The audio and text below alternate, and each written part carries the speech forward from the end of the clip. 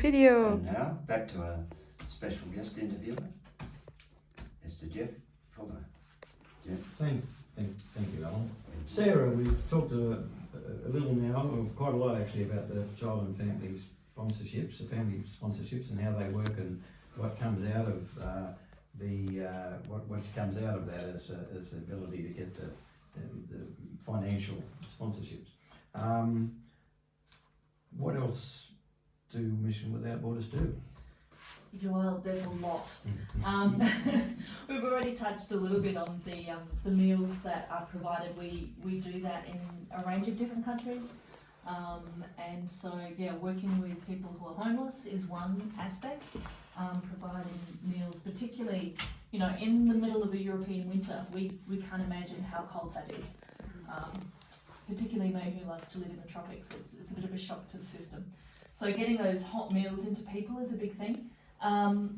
One of the things that I really loved seeing when I went to Moldova was an after-school program that they have running, and we'd love to get this set up in more towns than what we currently have. But basically the idea is a lot of these kids are growing up in families where their parents haven't had a good education.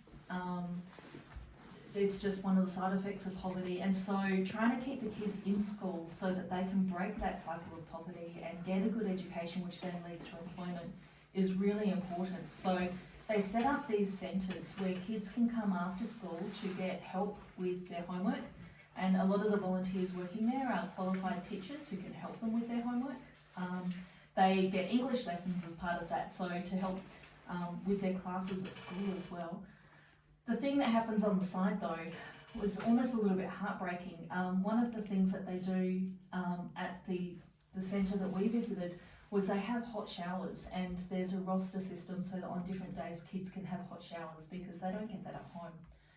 And the sort of, you know, when a kid turns up to school and they haven't washed, the sort of teasing that they go through, the rejection that they feel from their classmates, is pretty intense. And so giving these kids a chance to be clean and to, I guess, be healthy by having showers is really important. So they provide showers for the kids. They also have some washing machines going all the time. Kids can bring all of their clothes to be washed. And again, that's on a roster system because, you know, you don't think of it. If you don't have running water in the house, if you don't have any way to heat water as well, trying to wash clothes is really hard, and so it's really challenging for these kids turning up to school in dirty clothes. So they have showers, they have washing machines, they have toys to play with. Like, these kids don't get toys in their homes. They just have nothing. So for them to be able to learn how to build something with Lego, or for the older kids, they have a few computers there. They can learn how to use a computer, which will then help with future employment. When I was there, we also saw a girl getting lessons on how to sew, and with the hope that that will then lead her to using those skills for employment in the future. And it was one of the other kids' mums who came in to teach, so she was a volunteer as well. And then they get hot meals. The hot meals are really important because some of these kids are from families where there's no food in the house, and so a hot meal, at least one hot meal a day, helps these kids get by. And then, you know, games, playing, singing, being kids, it's really, really good. The coordinator that we saw at this particular centre was just full of energy. He was bouncing, he was getting the kids singing songs. I was talking to a couple of 8-year-old boys who just ran wild for a while. They were hilariously funny, so cheeky. But yeah, it was really good to see them being kids. Yeah, no, I heard a lot about what you do to help kids at school, and you're spot on there. Often there's almost a push to get the kids out to work to try and help the family income, which is often very poor, as we know. So to have someone saying, yeah, there's another way, that's actually better if we can keep the kids at school so they can do a good job and not have to go through the life that you've had to go through. Yeah, well, I think often they're trying to meet the immediate need of getting the money to put food on the table. if we give them food to put on the table, then the kids can stay at school. And that completely changes a dynamic for a family. And it's often the kids who will then be supporting their parents in the future if they can get through some education. Yeah, well, I saw a good example of that actually when I went to one of our families that our Bible group support. That they had a problem. The man had a part-time job as a security guard, which is actually probably not too bad. The mother had a part-time job, but they weren't making ends meet. They weren't, none of them were full-time jobs. And the oldest kid was really good at soccer, and he's got a good chance of getting into professional soccer. Oh wow! Which even in Albania that would be something. And the Mission Without Borders people are right onto this, and they've seen what they could do to try and give him an opportunity there. And of course, if he could get into professional soccer in Europe, that changes the dynamic as well. Yeah. For that whole family. So. Oh, you see these kids, they're so amazing, so bright, but they just don't have the opportunities. There's no doors open to them because they don't have the money to meet the right people and to develop connections. And when you come from a family where your parents can't read and write and they expect that you're going to leave school at the age of 14 to earn an income for the family, it transforms a family to change that dynamic. We one of the families a few years ago, there was a young girl doing a music course. She was quite good at music and she was learning to play the accordion. The accordion's very big in Eastern Europe, I found out. I've seen that, yes. Yeah, and we after the first year, so we helped her with the scholarship. Someone actually thought to ask, have you got an accordion? She didn't have one. Yeah. So you've done a whole year of learning the accordion without having one. And of course she had to borrow the one, she had to go to the school and use theirs. So we bought her an accordion. Yeah. The difference that made in her life. And she sent a beautiful thank you letter. Just so much.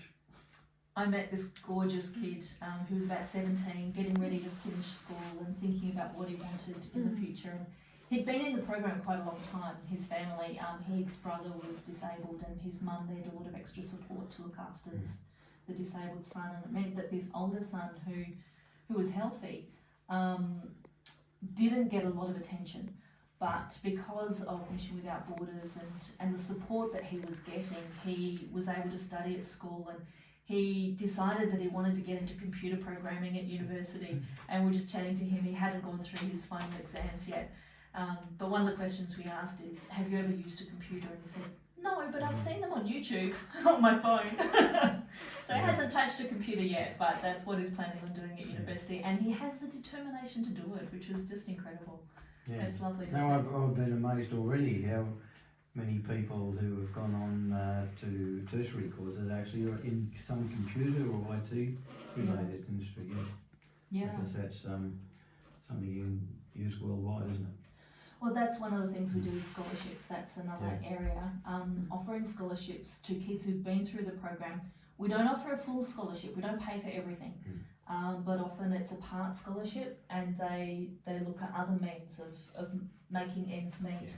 But it means that they can get to university, they can move on to something else afterwards.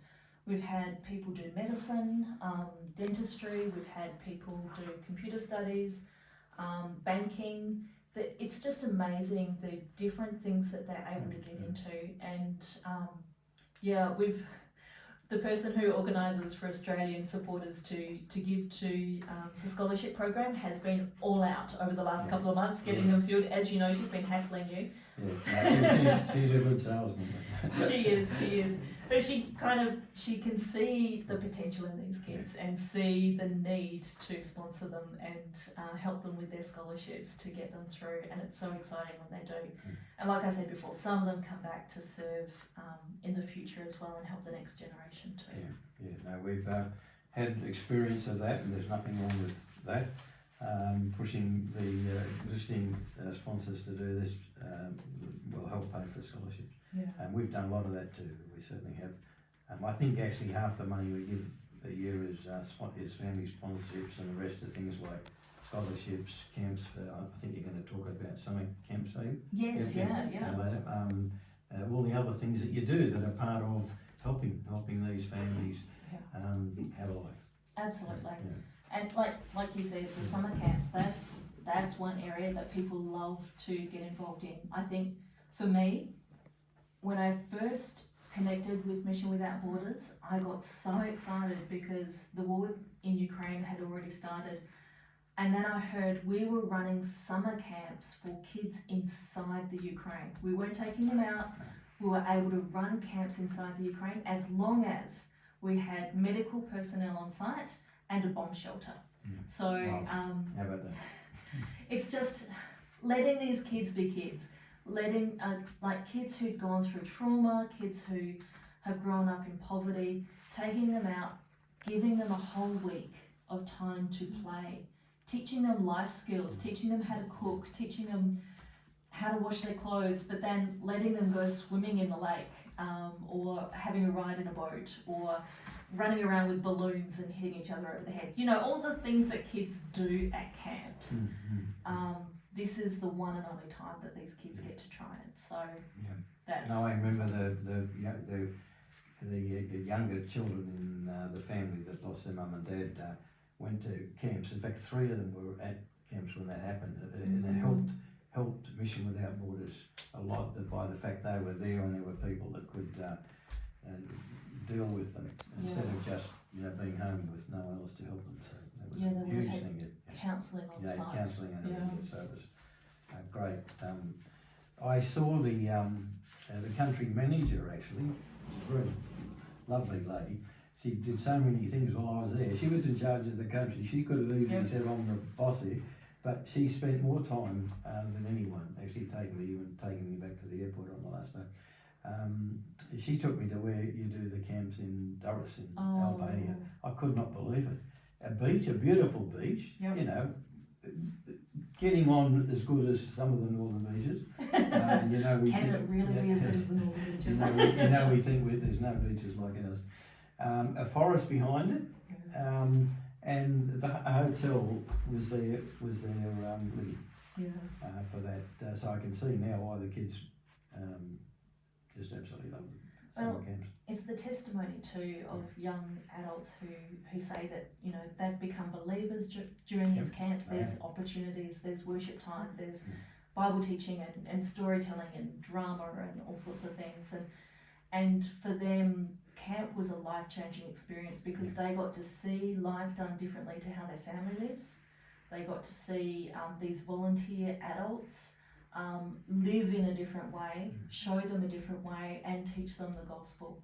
And for them, it was just life transforming. So we've had quite a few people come to faith on those camps over the years. I've seen evidence of it myself. Often in the letters we get at the end of the year, if some of the children from that family went, they make a comment that you can just see this was probably the best thing we did already. So you try. If I'm correct in saying that you try and get some people that may not be on the family program to those summer camps, or is it mainly children of those families? A lot of it is kids who are being sponsored. And in sponsorship families, in Ukraine particularly, we had a whole range of kids who were internally displaced, so they were given an opportunity. Sometimes it's kids who are connected in some other way to the church community or the sponsorship community. So they do bring in some kids who are not in the sponsorship, but primarily it is those families that are being sponsored. But we get 6,000 kids a year to those camps, which is just unbelievable. As you say, life-changing. What I love though is that I was talking to Monica, who is the director for Albania that you just mentioned, and she was saying that in Albania they're now running camps for elderly people. That it's not just for the kids, but for some of the older people in their community who don't have a chance to be social, who probably when they were kids didn't have a chance to be a kid. They are taking them away on these camps as well and giving them the same, maybe the elderly people are not running around hitting each other with balloons, but giving them the same sort of opportunities, the opportunity to be in community, to socialise, to have fun, and to hear the gospel at the same time. It sounds like a great idea, and they're often missed out. They're often missed, aren't they, in programs like this, Oh, where yeah. you're thinking about families and children and so on. The elderly have often been left Yes. or unloved, so that's a great. So is that part of your senior care program? Is it? It is.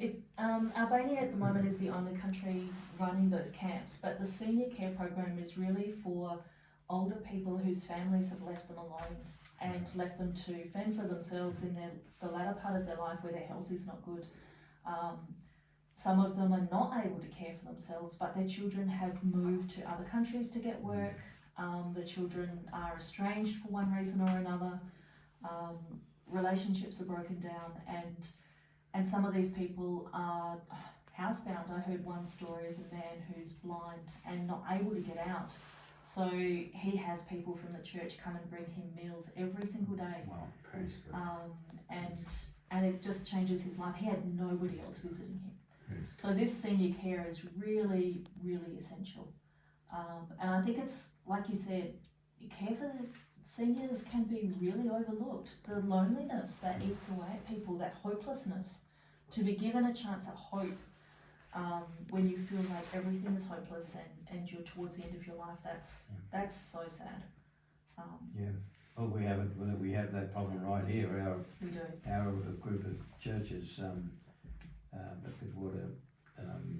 churches are looking at what we can do in the community, and they did a bit of an exercise and found there are a lot of people like this right here in the Northern Beaches that are on their own, not getting much visitation by relatives or family for various reasons, and there's lots of things we can do with them just to make their life easier. So you can imagine if we've got it here, how much more it must be needed in countries like where there's not Albania. government support Yeah.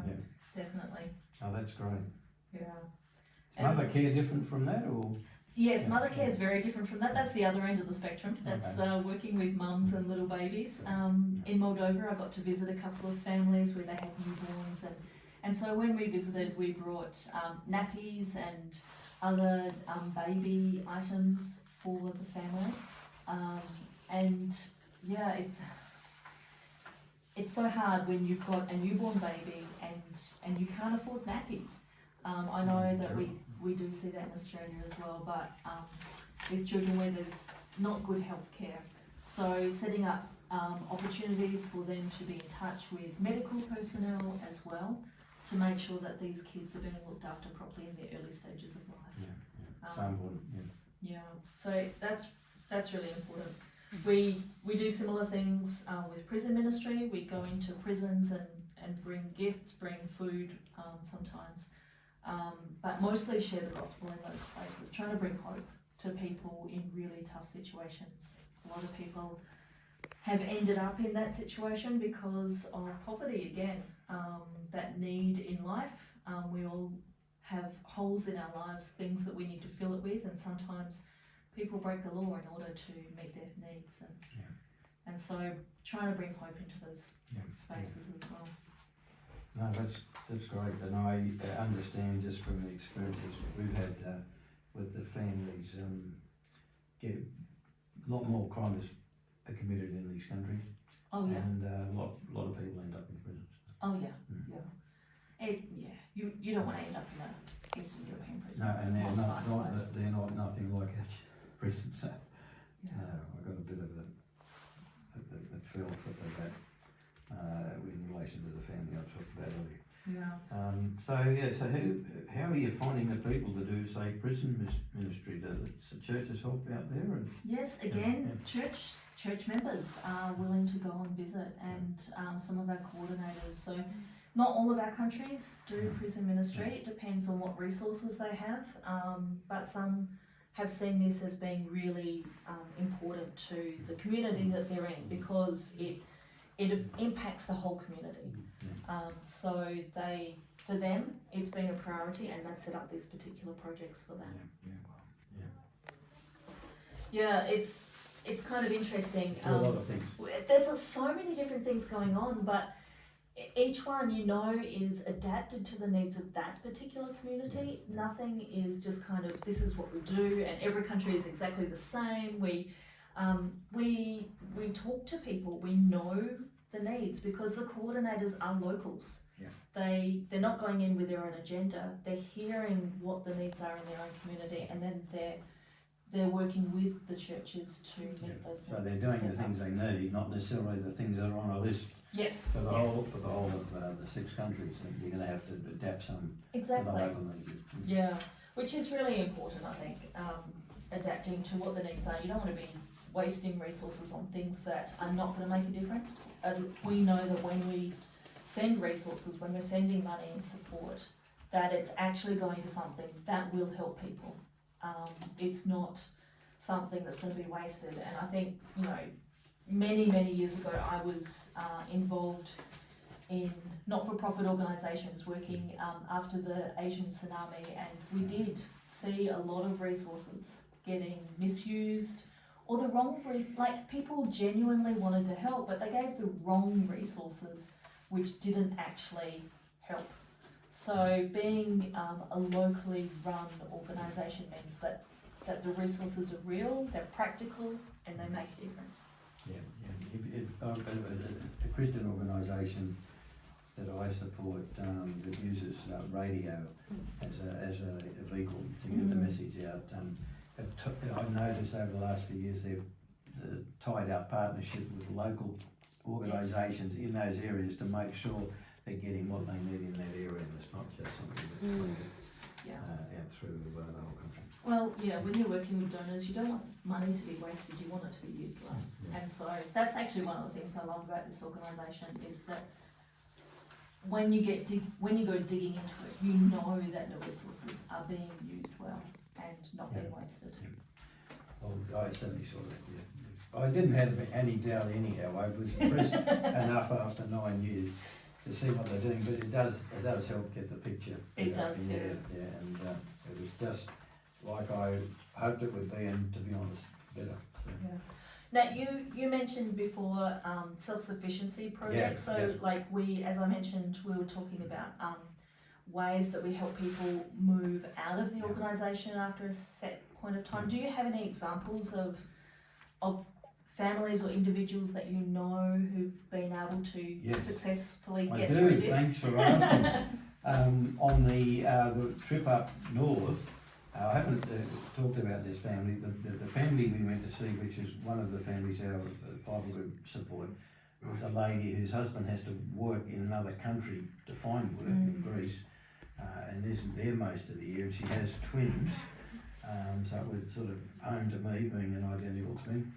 And one of them goes to school and is a fairly, what we would call normal girl, but the other one's got a complete paraplegic, and she's also blind, and deaf. Oh wow! And she literally can't get herself out of bed. Yeah. So the mum spends half a day just lifting her daughter up and walking around the house and the yard, just so that her daughter can have something else besides seeing the bed all day. And of course, that takes up a lot of time and energy. Oh yeah.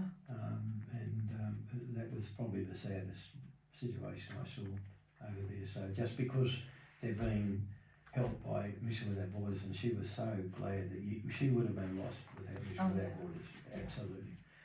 So it was really good to see that it was having an impact even on that family. Yeah. But I'm off the topic a bit.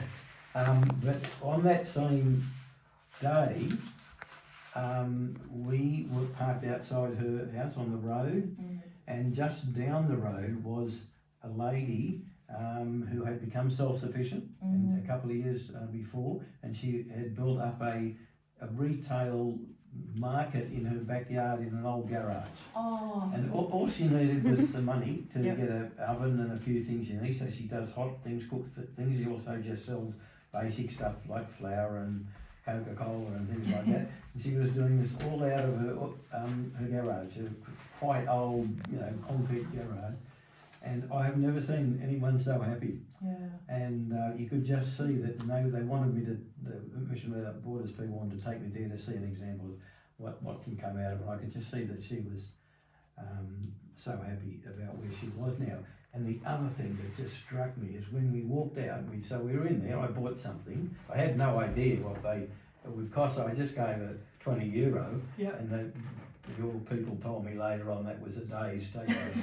Yes. That goes a long way in Yeah. Albania. So I didn't mind because he was really working hard. This lady was working hard and doing well and keeping the family afloat. So I went out. There must have been 50 people around that all knew Mission Without Borders. So this is a good example of how Mission Without Borders work in these villages. They were so well known. Someone's probably seen the car and the sign and rung up or however they get hold of people over there. And they were all out there just coming to see the lady who you obviously had gone through self-support with, and just having a chat with the Mission Without Borders. Yeah, it was really beautiful to see. Oh, it's wonderful. Yeah, we visited a few families that were working on some different projects. They'd been given money to have beehives. They were very pleased to give us some of their honey that they had produced. Unfortunately, we cannot bring honey back into Australia, so we then use that as gifts for other people. But somebody else had planted a whole lot of fruit and vegetables. This is actually a pastor's wife, so they were also needing support because there was no money to support them in their role. So she would plant fruit and vegetables, harvest it, and gave us some of the bounty of her harvest. But she would sell some of it, but she would bottle most of it, and that's what they would live off for the whole year. Even during winter, they would have it bottled. And amazing raspberries, amazing tomatoes and cucumbers like you wouldn't believe. I was very impressed. Yeah, nothing better than fresh something out of the ground.